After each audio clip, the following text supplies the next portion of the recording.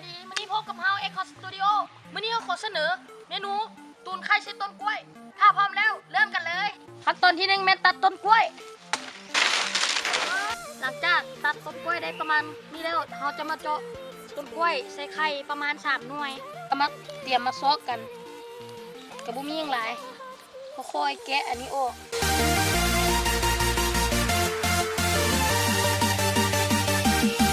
หลังจากแกะแล้วก็จะได้ประมาณนี้นะวันนี้เขาก็มาเริ่มตัดกัน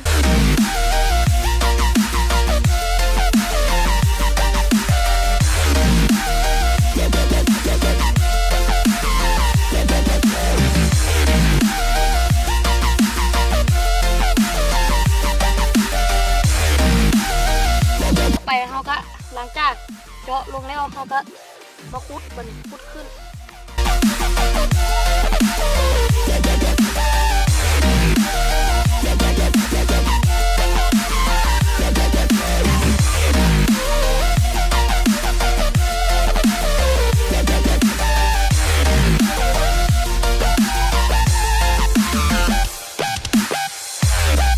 หลังจากเขาเจาะแล้วจะได้ประมาณนี้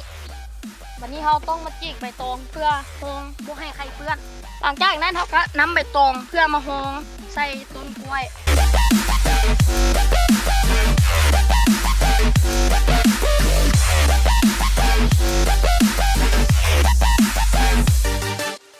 จากนั้นเราก็นำไม้ที่ส้มเมียปัก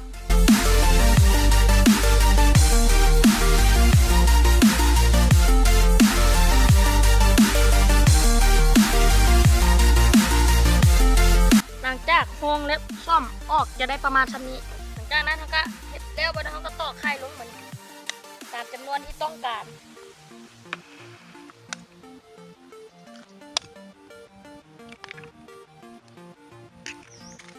หลังจากนั้นเขาก็คนให้มันเตะ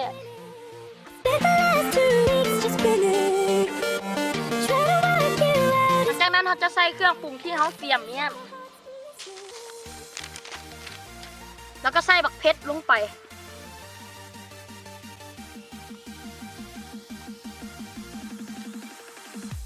หลังจากนั้นเขาก็ใส่หอมเปรย์กับหอมลาบ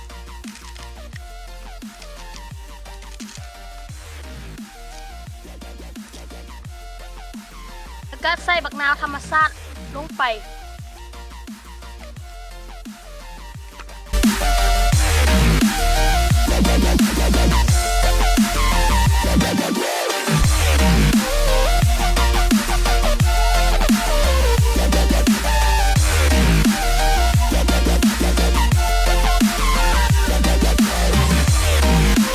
หลังจากเขาปรุงแล้วเขาก็นำทางไฟหลังจากทางไฟผ่าอีกประมาณ30 นาทีหรือครึ่งชั่วโมงจะได้กิน